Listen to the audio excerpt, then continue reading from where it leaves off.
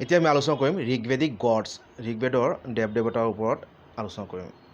কি দেৱ দেৱতা তেওঁলোকে পূজা কৰিছিলে তাৰ বিষয়ে আলোচনা কৰিম। Every people discovers is religion in is surroundings, মানে চব মানুহে মানে তেওঁৰ ধৰ্ম নিজৰ পৰ্যায়ৰ মানে যিটো মানে ওচৰে পাছৰে মানে যিখিনি হেৰি আছে অৱস্থা বা মানে পৰিস্থিতি আছে তাতে মানে নিজৰ ধৰ্মটো বিচাৰি পায়।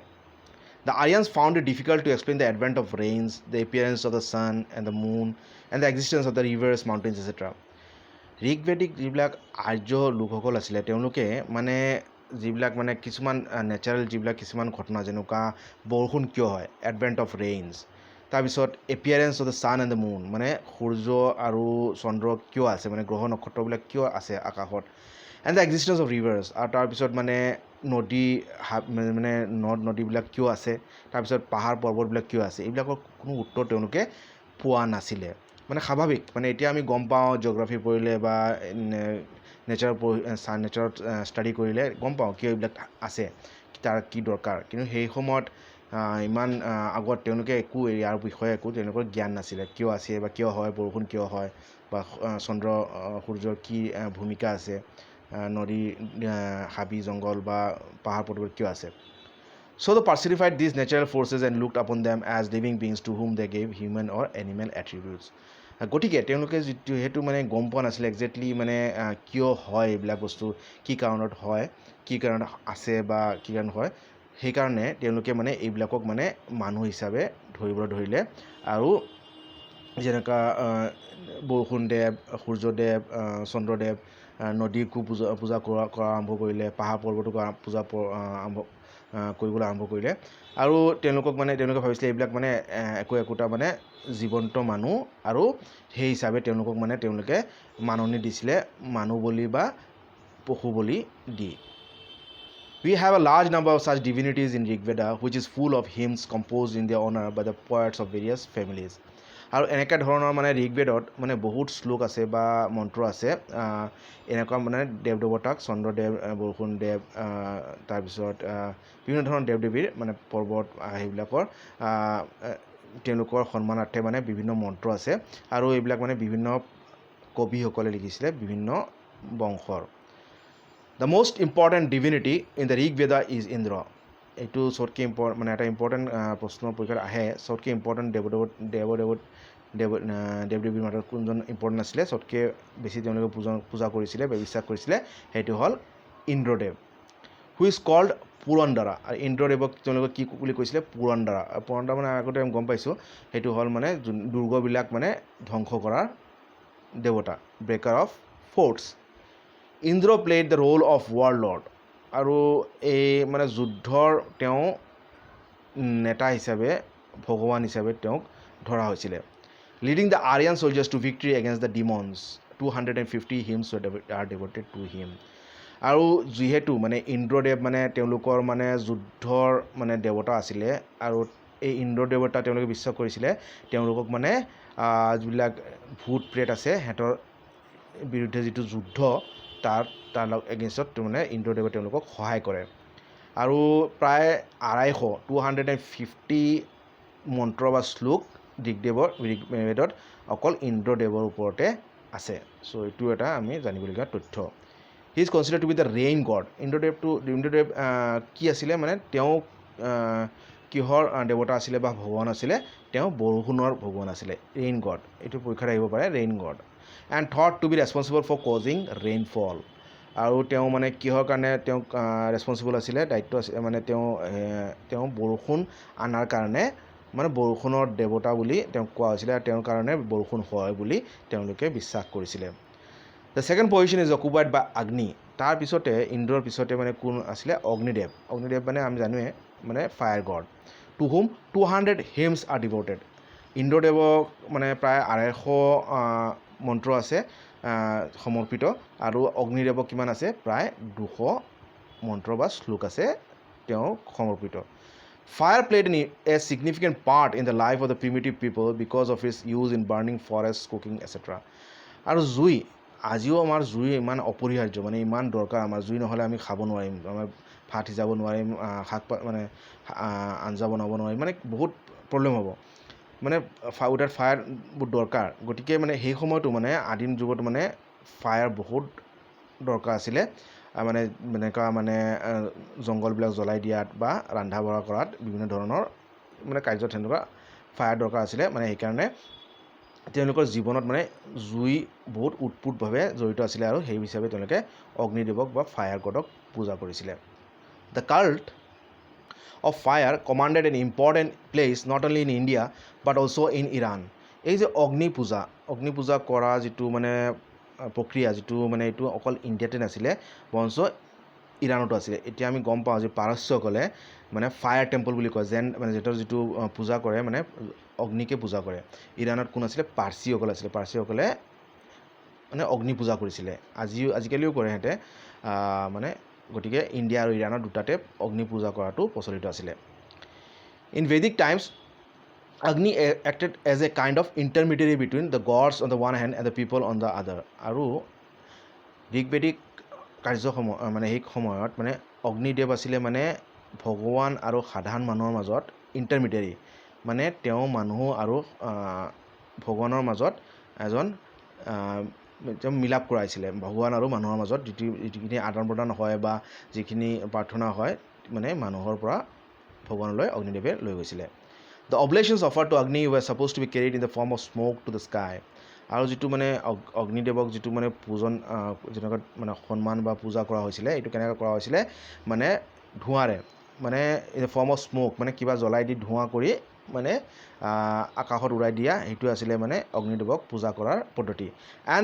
And thus transmitted to the gods. আৰু যিটো ধোঁৱা তেওঁলোকে বিশ্বাস কৰিছিলে যে যিটো মানে প্ৰাৰ্থনা বা পূজা কৰি এনেকৈ ধোঁৱা দি আকাশত গুচি যায়, সেইটো মানে ভগৱানলৈ গুচি যায়, অগ্নিদেৱে ভগৱানলৈ পচাই দিয়ে।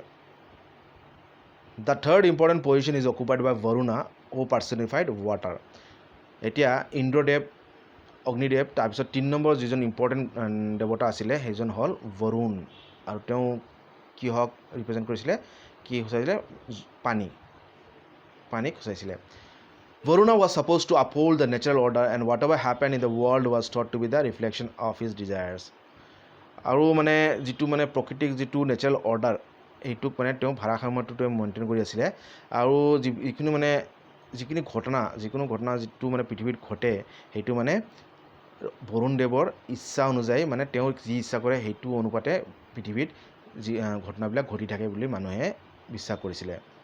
Soma was considered to be the god of plants and an intoxicating drink is named after him.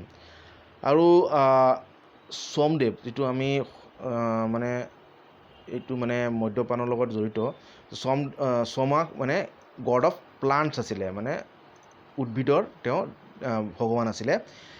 And an intoxicating drink is name, আৰু মানে এটা মানে যিটো মানে নিশাযুক্ত এটা মানে যেনেকুৱা মদৰ নিচিনা এটা মানে ড্ৰিংক আছিলে, সেইটো তেওঁৰ নামত নামাকৰণ কৰা হৈছে। Rig Veda has a large number of hymns which explain the preparation of the drink from plants that have not been satisfactorily identified so far. Rig বেদত এনেকুৱা মানে বহুত মানে শ্লোক আছে, মানে মন্ত্ৰ আছে, মানে য'ত মানে এই যে মদ্য বা যিটো নেচাযুক্ত যিটো ড্ৰিংক বা যিটো পানীয় যিটো প্ৰস্তুত কৰাৰ মানে বিভিন্ন ধৰণৰ গছ উদ্ভিদৰ পৰা তাৰ পদ্ধতি মানে বিৱৰণ কৰা হৈছে, কিন্তু এই গছবিলাক আজিলৈকে মানে সফলতাৰে গোটেইখিনি মানে মানুহে আইডেণ্টিফাই কৰিব পৰা নাই, বিচাৰি ওলাব পৰা নাই। The Maruts personify the storm. তাৰপিছত মাৰুত মানে যিটো ধুমুহা, ষ্টৰ্ম, তাক মানে ৰিপ্ৰেজেণ্ট কৰিছিলে মাৰুতদেৱে, মানে বৰষুণৰ লগত যিটো ধুমুহা আহে তাক মানে মাৰুতদেৱৰ লগত কৰিছিলে। Thus we have a large number of gods who represent the different forces of nature in one form or another but also assigned human activities. গতিকে আমি দেখা পাওঁ মানে বহুত মানে কেইবাধিক মানে নাম্বাৰ অফ গডছ আছিলে ঋগবেদিক কালৰ মানুহৰ, আৰু এই চব দেৱতাসকলে ভগৱানসকলে মানে কি কৰিছিলে, ডিফাৰেণ্ট মানে প্ৰাকৃতিক বিভিন্ন শক্তিক সূচাইছিলে, আৰু তেওঁলোকৰ মানে মানুহৰ যিবিলাক ক্ষমতা সেইটো সিহঁতক মানে দিয়া হৈছিলে বা ভবা হৈছিলে যে মানুহৰ যিখিনি ক্ষমতা এই মানে দেৱতাৰো সেইখিনি আছিলে, মানুহে বিশ্বাস কৰিছিলে। We also find some female divinities such as Aditi and Ushas who represent the appearance of the dawn. এতিয়া এইখিনি ইমানখিনি আমি পালোঁ আমি পুৰুষ দেৱতা এতিয়া মানে মহিলা মানে ফিমেল ডিভিনিটিজ আছিলে দেৱ দেৱতা মানে তেওঁলোকে ফিমেল ডিভিনিটি মানে দেৱীও পূজন কৰিছিলে আৰু তাৰ ভিতৰত আছিলে অদিতি আৰু উষা আৰু তেওঁ এই দুজন দেৱী মানে কি ৰিপ্ৰেজেণ্ট কৰিছিলে এপিয়াৰেঞ্চত মানে ৰাতিপুৱা যিটো হয় মানে ৰাতিৰ পিছত যিটো প্ৰথম যে সূৰ্যৰ ৰশ্মি পৃথিৱীত পৰে সেইটোক মানে ডন বুলি কোৱা হয়, সেই একদম প্ৰাতঃকাল যিটো কোৱা হয় সেই সময়টোক মানে সূচাইছিলে অদিতি আৰু উষা। এইবিলাক মানে পৰীক্ষাত আহিব পাৰে, but they are not prominent in the time of the Rigveda. কিন্তু যিবিলাক ঋগবেদৰ কালত মানে ইমানখিনি মানে ইমান যেনেকুৱা অগ্নিদেৱ, ইন্দ্ৰদেৱ, মাৰুত বা বৰুণ এনেকুৱা যিবিলাক পূজন কৰিছিলে মানে অদিতি আৰু উষাক ইমান মানে প্ৰাধান্যতা দিয়া হোৱা নাছিলে। In the patriarchal setup of the period the male gods were far more important the female. যেনে আমি আগতে গম পাইছিলোঁ যে যিটো ঋগবেদিক পিৰিয়ড আছিলে সেই সমাজ ব্যৱস্থাটো পেট্ৰিয়াৰ্কেল আছিলে, মানে পুৰুষ প্ৰধান আছিলে। যিহেতু পুৰুষ প্ৰধান আছিলে সেই হিচাপে মানে মেইল গড যিবিলাক দেৱতাসকলক বেছি প্ৰাধান্যতা দিছিলে মানুহে মানে দেৱীসকলতকৈ, মানে মহিলা দেৱতা মানে ভগৱানতকৈ মানে পুৰুষ ভগৱানকে বেছি প্ৰাধান্যতা দিয়া হৈছিলে।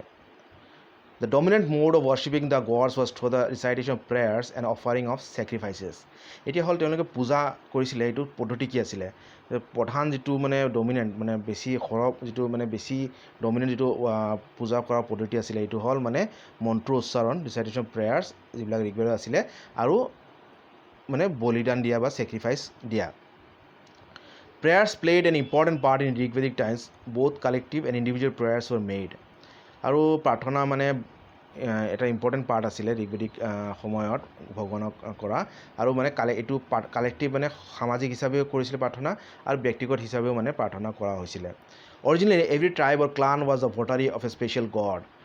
মানে আগতে মানে প্ৰথম মানে প্ৰত্যেকটা ট্ৰাইব বা জাতিৰ মানে এটা তেওঁলোকৰ সুকীয়াকৈ স্পেচিয়েলি এজন ভগৱান আছিলে। It seems that prayers were offered to gods in chorus by the members of the whole tribe. আৰু মানে ভগৱানক যে প্ৰাৰ্থনা কৰিছিলে তেওঁলোকে গোটেই মানে ট্ৰাইবৰ চব মানে মানুহে একেলগে লগ লাগি এই প্ৰেয়াৰবিলাক মন্ত্ৰ উচ্চাৰণ কৰিছিলে। This also happened in the case of sacrifices. Agni and Indra were invited to partake of sacrifices made of the whole tribe. আৰু মানে গোটেই সামূহিকভাৱে প্ৰাৰ্থনা কৰা হৈছিলে আৰু সামূহিকভাৱে বলি দিয়া হৈছিলে, আৰু অগ্নিদেৱক আৰু ইন্দ্ৰদেৱক মানে সিহঁতে নিমন্ত্ৰণ দিছিলে মানে এই বলিত মানে তেওঁলোকে মানে পাৰ্টিচিপেট কৰাৰ কাৰণে মানে হেৰি কৰাৰ কাৰণে সন্মিলিত হোৱাৰ কাৰণে মানে তেওঁলোকে ভাবিছিলে অগ্নিদেৱ আৰু যেনেকুৱা মানে মানুহৰ যিটো এক্টিভিটি আছিলে দেৱতাই সেনেকুৱা কৰে বুলি তেওঁলোকে বিশ্বাস কৰিছিলে, আৰু তেওঁলোকক মানে ইনভাইটেশ্যন নিমন্ত্ৰণো দিছিলে মানে আগভাগ লোৱাৰ কাৰণে। Made by the whole tribe মানে গোটেই মানে ট্ৰাইবে দিছিলে, গোষ্ঠীয়ে দিছিলে, আৰু এই ট্ৰাইবক কি বুলি কোৱা হৈছিলে? জন। Offering of vegetables, barley etcetera were made to gods. আৰু কি দিছিলে মানে ভগৱানক মানে শাক পাচলি দিছিলে, বাৰ্লি দিছিলে আৰু ইত্যাদি মানে এনেকুৱা সামগ্ৰী দিছিলে। But the Rigvedic time the process was not accompanied by any ritual a sacrificial formula. কিন্তু এই যে ঋগবেদিক টাইমত যিটো বলি দিয়া হৈছিলে এইটো কোনো ধাৰ্মিক বা কোনো ৰীতি নিয়ম নাছিলে, মানে ডাইৰেক্টলি দিয়া হৈছিলে, কোনো ধাৰ্মিক নীতি নিয়ম মানে ফ'ল' কৰা নাছিলে তেওঁলোকে। At this stage, the magical power of the word was not considered so important as it came to be in later Vedic times. মানে একো ধাৰ্মিক মানে মন্ত্ৰ উচ্চাৰণ বা হেৰি কৰি দিয়া আছে মানে বলিদান বা বলিটো দিয়া হোৱা নাছিলে, কিয়নো প্ৰথম মানে তেওঁলোকে যিটো মন্ত্ৰ উচ্চাৰণৰ যিটো শক্তি বা পাৱাৰ সেইটো ইমান ইম্পৰ্টেণ্ট বুলি ভবা নাছিলে।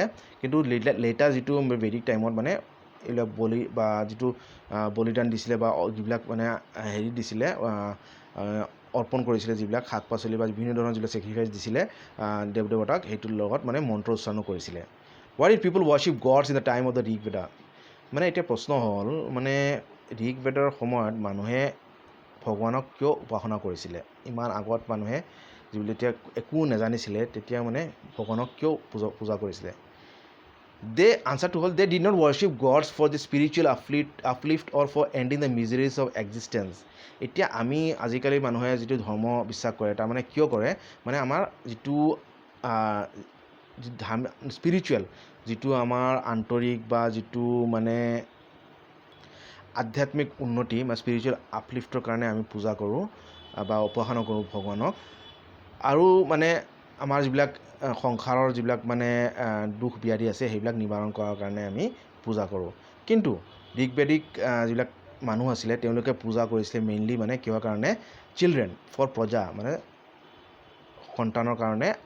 পশু, এটা হ'ল প্ৰজা মানে কি সন্তান, পশু মানে এতিয়া কেটেল, গৰু ছাগলী ম'হ ইত্যাদি। তাৰপিছত খাদ্য, ৱেল্থ, ধন আৰু স্বাস্থ্যৰ কাৰণে, এইবিলাক কাৰণে তেওঁলোকে ভগৱানক পূজা কৰিছিলে। চ' এইখিনি আছিলে আমাৰ এডভেণ্ট অফ আৰিয়ানছ মানে আৰ্লি ঋগবেদিক পিৰিয়ডৰ কিছু ইম্পৰ্টেণ্ট তথ্য। এই চেপ্টাৰটো এতিয়া শেষ হ'ল। এতিয়া কিছুমান কুৱেশ্যনছ আছে, আপোনালোকে এটেম্প কৰিব পাৰে, এইখিনি চাই ল'ব ভালকৈ। আৰু কিবা ডাউট থাকিলে আপোনালোকে কমেণ্ট ছেকশ্যনত লিখিব পাৰে। চ' এইটো চেপ্টাৰ এতিয়া ইয়াতে শেষ হ'ল। আপোনালোকে এতিয়া নেক্সট চেপ্টাৰ আমি লেটাৰ বেদিক ফেজটো আৰম্ভ কৰিম। যদি আপোনালোকে এই আলোচনাবিলাক ভাল পাইছে তেনেহ'লে আপোনালোকে লাইক কমেণ্ট কৰিব, আৰু যদি এনেকৈ কণ্টিনিউ কৰিব লাগে লেচনবিলাক আপোনালোকে লিখি দিব। লিখিলে মানে মই ভাল পাম, মানে জানিলে ভাল লাগে যে আপোনালোকে লাভ হৈছে আপোনালোকৰ, বা ক্লাছবিলাক লেচন পাই আপোনালোকৰ উপকাৰ হৈছে। এইটো মানে লিখিলে মানে আৰু উৎসাহ পাওঁ বা আগলৈ আৰু ক্লাছ দিয়াৰ মানে হেৰি কৰি ভাল লাগে। চ' চেনেলটো যদি ছাবস্ক্ৰাইব কৰা নাই এতিয়ালৈকে ছাবস্ক্ৰাইব কৰিব পাৰে। চ' আজিলৈ ইমানেই। Thank U.